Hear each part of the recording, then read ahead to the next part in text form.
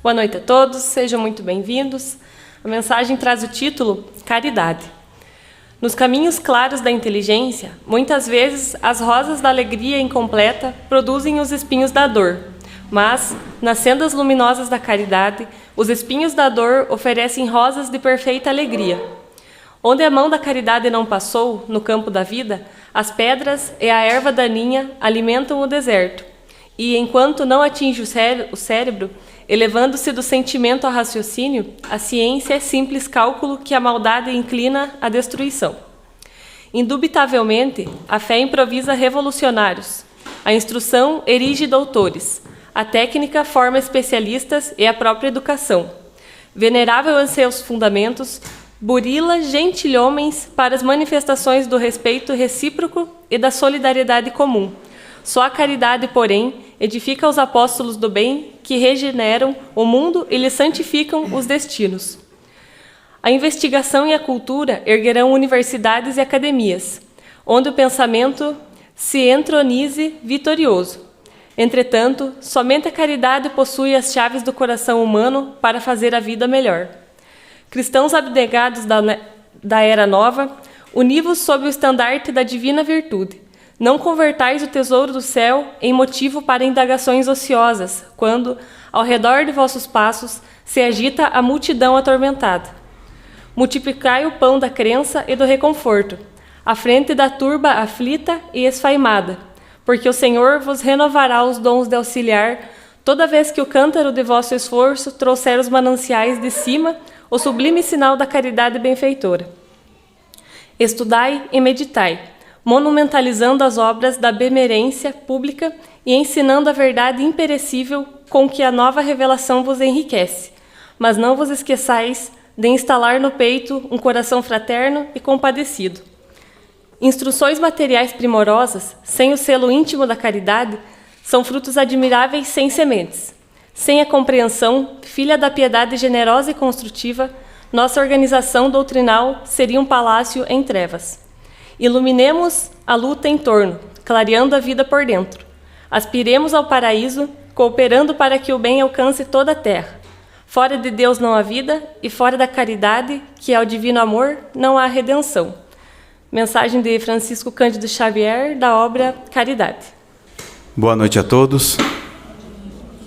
Que a paz do Mestre Jesus possa habitar o coração de cada um de vocês.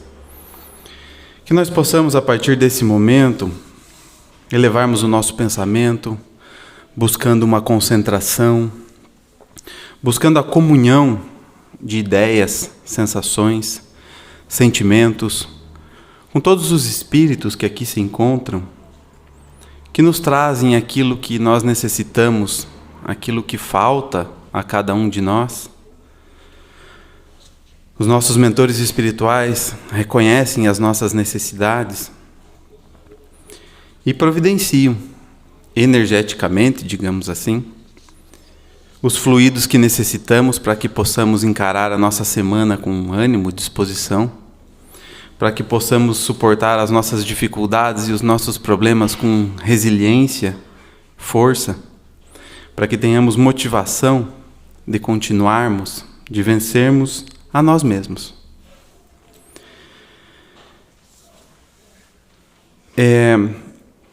O tema da noite de hoje, após o cinema que nós tivemos aqui na primeira semana de abril, e aí eu já queria fazer o convite a vocês que venham no cinema. É sempre na primeira sexta-feira de cada mês. É um momento muito legal, é um momento muito especial. Sempre é transmitido um filme espírita, é passado um filme espírita. Tem aqui pipoca, refrigerante, sem custo nenhum. Mas assistir um filme na casa espírita é diferente. Eu desafio vocês a experimentarem e depois me contarem se é igual assistir em casa do que assistir na casa espírita. E aí o último filme que passou foi E a Vida Continua, que é o último livro da obra de André Luiz, de todos os livros que André Luiz escreveu, né, ditando a Chico Xavier, através da mediunidade de Chico Xavier. André Luiz talvez vocês conheçam pelo livro Nosso Lar, que talvez seja o mais famoso, que também tem filme, né? E aí, quando eu assisti esse filme aqui na casa, eu fiquei saudoso das obras de André Luiz, porque eu já tive a oportunidade de ler essas obras, e é uma explicação muito detalhista e inteligente de toda a passagem de André Luiz, né, que é um espírito que, quando desencarnou aqui na Terra, chegou no mundo espiritual e foi para o umbral, né? E aí nosso lar trata de toda a sua recuperação, até a ida para os hospitais, o início da sua jornada como trabalhador no mundo espiritual, e aí depois vem os mensageiros, obreiros da vida eterna, e vai indo sexo e destino, libertação, enfim, são acho que 16 livros, se eu não me engano. E aí, quando eu assisti no cinema, me trouxe essa lembrança das obras de André Luiz, assim, e que traz entendimento para a gente, especialmente sobre morte, reencarnação, justiça divina, né? Porque apesar do esforço hérculo de Kardec, muitos de nós ainda imaginam espíritos como se fosse uma fumacinha, ou como se fosse um Gasparzinho, né? Muitos de nós imaginam ainda o mundo espiritual como se fosse algo extraordinário, algo sobrenatural e que encontra-se distante de nós, como se houvesse uma barreira nos separando, né? E aí toda essa tratativa de André Luiz nesses diversos livros vem mostrando essa relação que ocorre entre o plano material e o plano espiritual, mostrando que tudo é uma coisa só. Mostrando a maneira, a quantidade, como os espíritos interferem na nossa vida e nós interferimos na vida dos espíritos, né? Que tudo é através do pensamento e que para o pensamento não existem barreiras, né? Então, do mesmo jeito que existe um espírito obsessor lá do mundo espiritual desejando o mal de alguém, muitas vezes o nosso pensamento doentio pode atrapalhar a vida de alguém no mundo espiritual, né? Assim como existe a obsessão de pessoas que estão encarnadas para encarnados, né?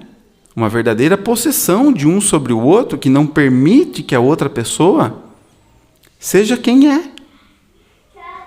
Então, todos esses processos a gente vai compreendendo através de histórias reais que André Luiz vai relatando em seus livros. E eu gostaria de dividir com vocês algumas impressões que eu tive e que provavelmente muitas pessoas têm ao se depararem com essas obras. A primeira é a respeito da morte. Essa ilusão de que a morte é o fim de tudo. Com o conhecimento espírita, com o conhecimento dessas obras, a gente compreende que a morte é só um recomeço e não um fim. Que morre o corpo, o espírito se liberta, vai para o mundo espiritual e continua mais vivo do que nunca, porque é a nossa verdadeira casa. Então, por exemplo, para aquelas pessoas que perderam um ente querido, o nunca mais não existe. É um até logo. E a partir desse conhecimento, as coisas começam a ficar de mais fáceis aceitação. Ah, será que isso vai acabar com a minha saudade? Nunca. E não é esse o objetivo, porque a saudade é algo que atinge os espíritos, tanto encarnados quanto desencarnados. A pessoa que está no mundo espiritual também sente saudade daqueles que estão aqui. A mãe que desencarnou sente saudades dos filhos que estão aqui na Terra ainda. E vice-versa. Agora, esse conhecimento, quando ele começa a fazer parte da nossa consciência, a saudade assume o lugar do desespero. E viver sem desespero é mais fácil. Porque, como eu disse, a morte não é o fim. Nós passamos pelo berço, passamos pelo túmulo, mas nunca saímos da vida. Nunca. Nós estamos sempre vivendo. Sempre vivendo.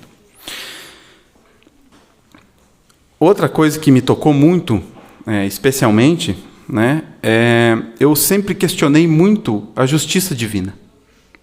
Antes de conhecer o Espiritismo, eu não conseguia entender como era justo algumas pessoas nascerem com algumas facilidades, outras pessoas nascerem com tantas dificuldades. E eu questionava como que pode existir Deus, né? Se algumas pessoas, por exemplo, passam fome, nascem tetraplégicas, cegas, sem audição, com membros amputados do corpo. E eu pensava, aonde está Deus nesse momento?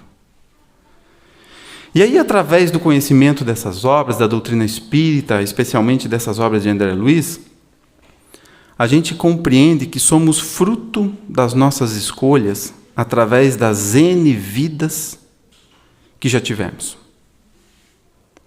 E que sempre somos amparados pela misericórdia de Deus. Sempre. Não existe punição, existe uma adaptação para que possamos vencer.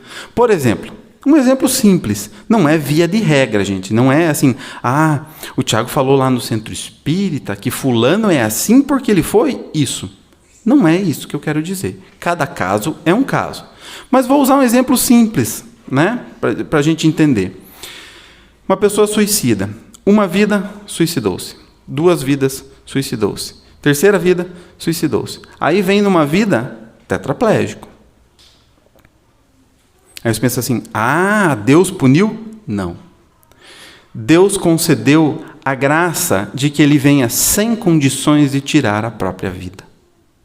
Para que ele vença uma encarnação e chegue no mundo espiritual como vitorioso e possa dar um passo adiante.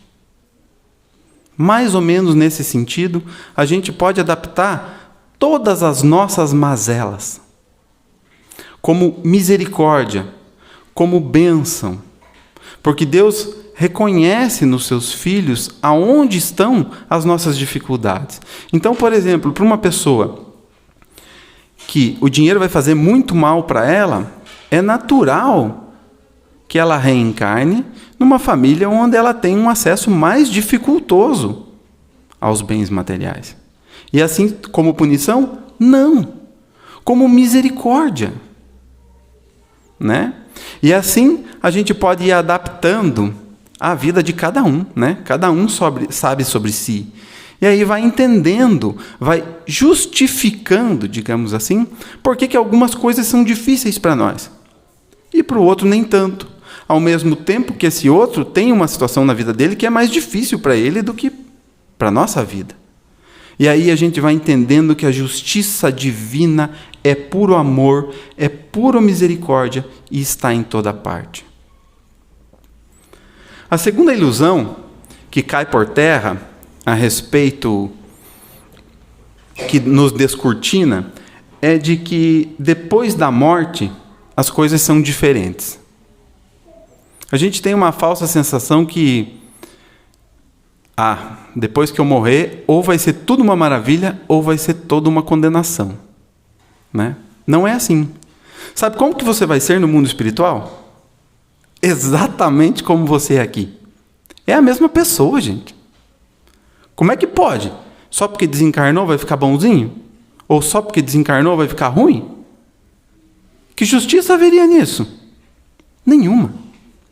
Então, se você é uma pessoa prestativa, que quer o bem dos outros, que tem vontade de ajudar, você vai chegar exatamente assim no mundo espiritual.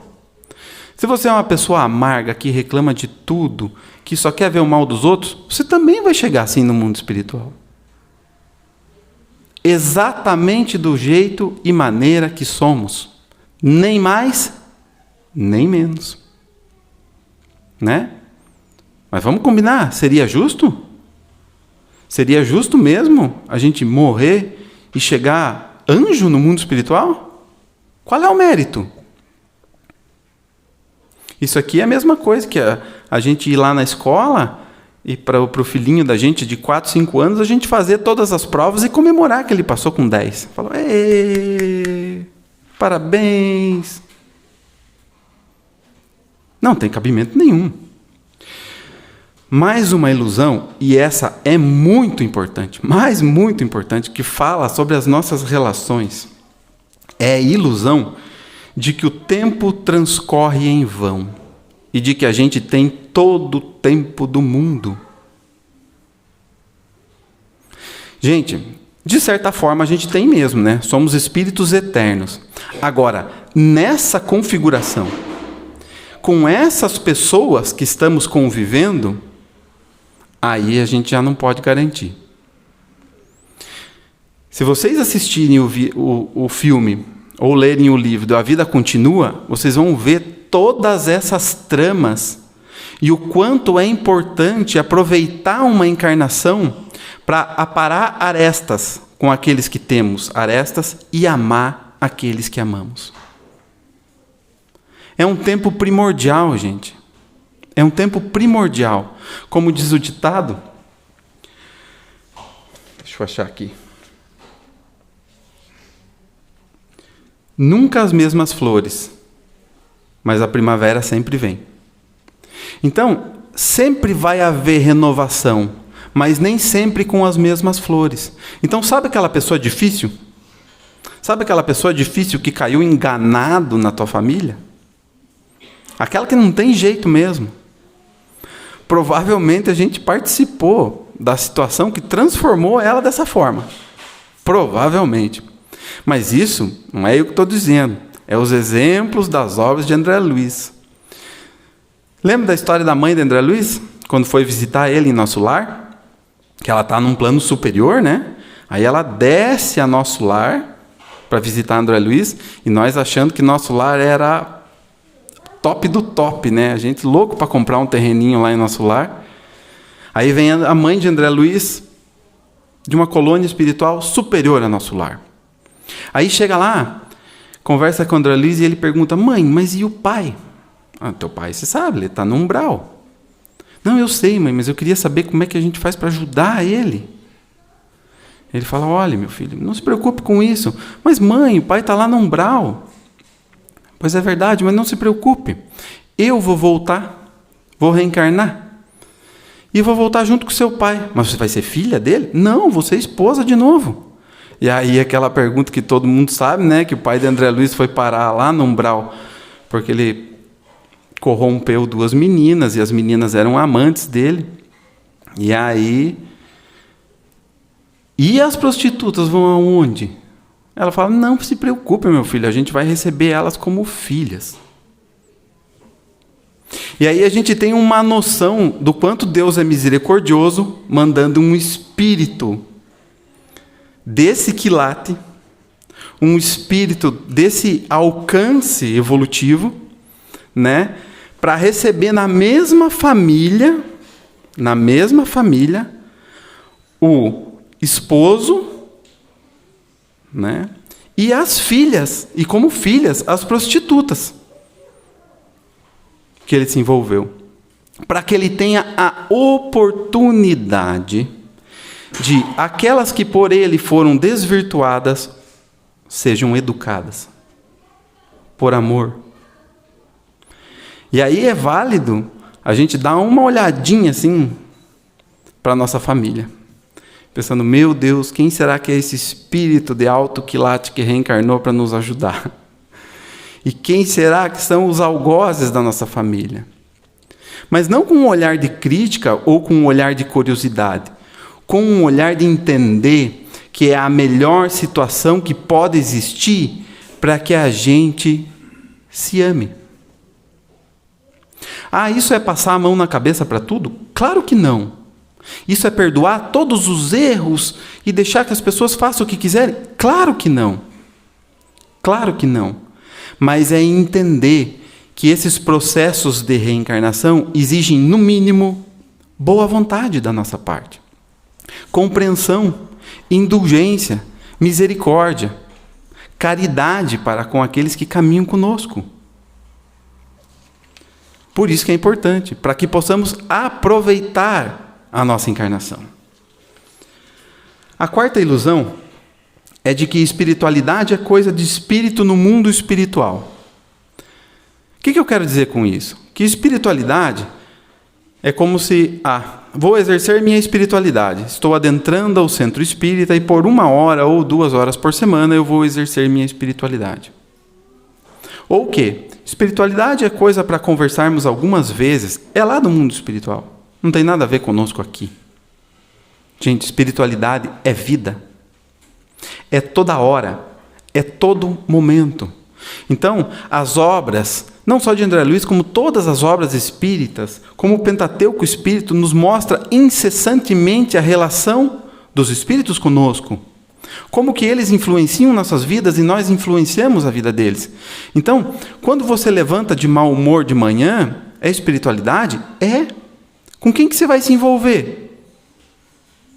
Espiritualmente, com aqueles que vibram da mesma maneira que você.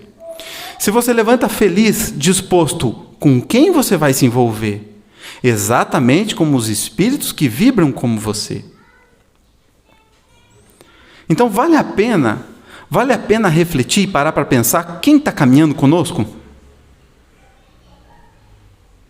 Faz um balanço aí, para ver se mais de 50% da tua vida é problema, amargura e dificuldade.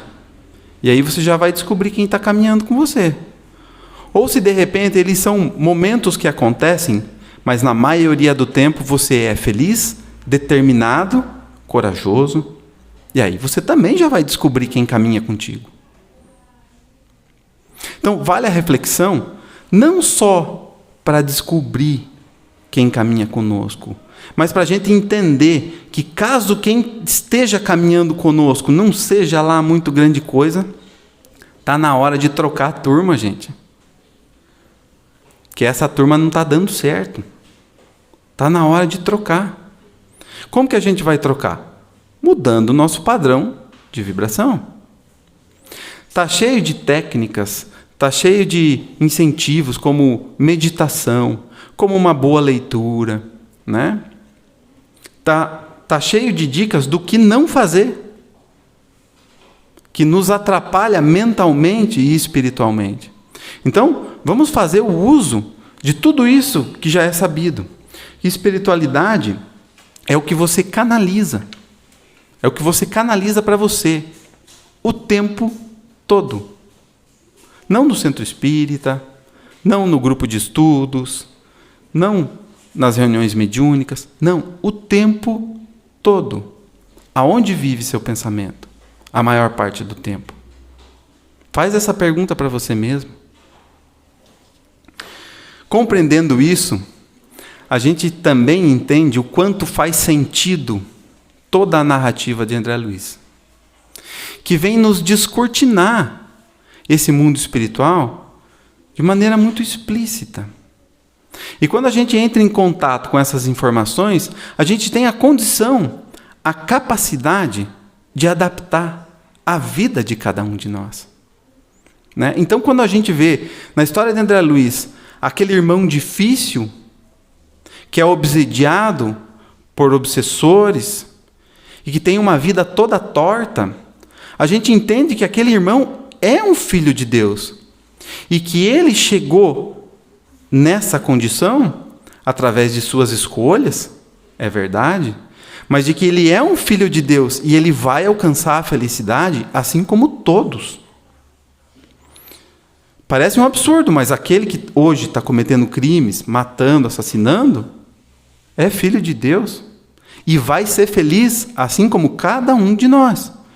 Uns vão ser felizes antes, outros depois. Agora, conhecem o ditado? Das ovelhas que me confiastes, nenhuma se perderá. Nenhuma é nenhuma. Não é talvez aquela. Então veja a importância do conhecimento no sentido de trazer calma, no sentido de trazer paz. E é por isso que o Espiritismo é o consolador prometido. Porque o conhecimento que o Espiritismo nos traz, através de todas as suas obras, nos consola, especialmente nos momentos difíceis. Não dizendo que eles são fáceis, não, mas dizendo que eles são justos e que a vida continua. A vida não para. E depois de fazer o estudo para essa palestra, eu entendi por que o último livro de André Luiz tinha que ter esse título. Porque a vida é incessante. A vida continua, gente. A vida continua. Então vamos fazer bom uso dela. É o desejo que eu tenho para mim e para todos vocês. Obrigado pela atenção de vocês e até uma próxima oportunidade.